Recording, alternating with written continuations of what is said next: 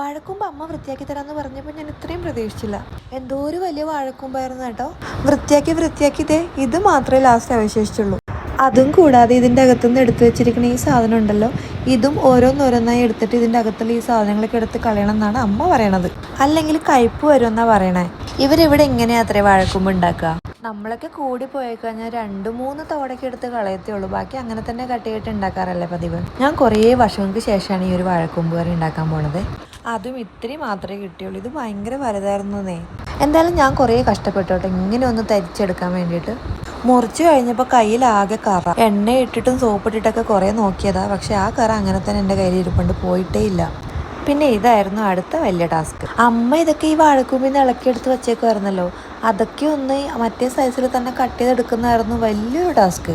എങ്ങനെയല്ലോ എല്ലാം കട്ട് ചെയ്ത് സെറ്റാക്കിയിട്ട് അതിലോട്ട് കുറച്ച് ഉപ്പും കൂടി ഇട്ടിട്ട് ഞാനങ്ങനെ കുറച്ച് നേരം വെച്ചു കേട്ടോ. അതിനുശേഷം വെള്ളം ഒഴിച്ചിട്ട് നന്നായിട്ട് അതിൻ്റെ കറ മൊത്തം പിഴിഞ്ഞെടുത്തിട്ടുണ്ട്.